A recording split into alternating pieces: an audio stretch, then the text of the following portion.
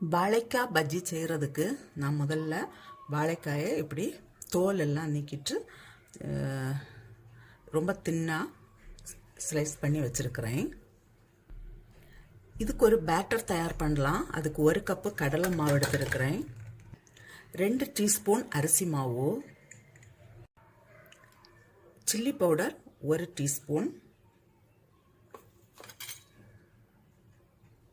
பெருங்காயத்தூள் 1/4 teaspoon,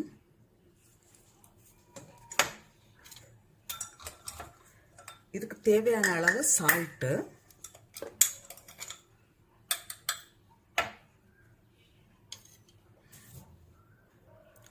baking soda 1 pinch. இதை இப்போ தண்ணி விட்டு நமக்கு மிக்ஸ் பண்ணி எடுக்கலாம்.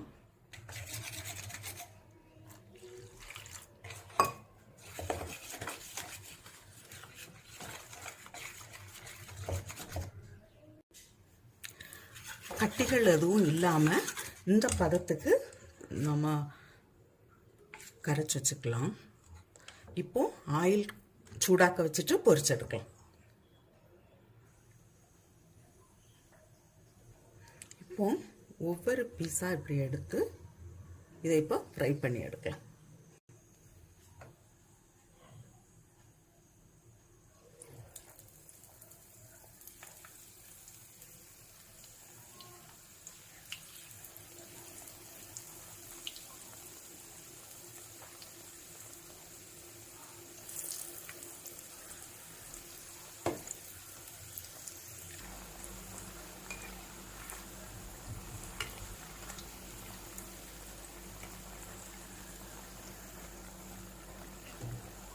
இது ஆயிடுச்சு.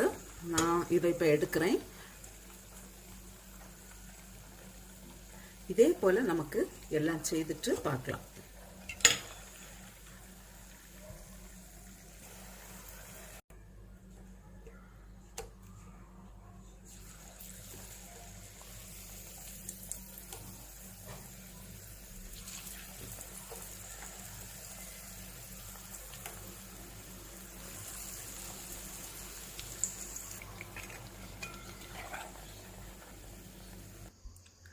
வாழைக்காய் பஜ்ஜி ரெடியாக இருக்குது. நீங்களும் இதே போல் செய்து பாருங்கள். செய்து பார்த்து உங்களுடைய கருத்துக்களை தெரிவிங்க. உங்களுக்கு இந்த சமையல் பிடிச்சிருக்குன்னா சப்ஸ்கிரைப் பண்ணுங்கள். உங்களுடைய ஃப்ரெண்ட்ஸுக்கெல்லாம் ஷேர் பண்ணுங்கள்.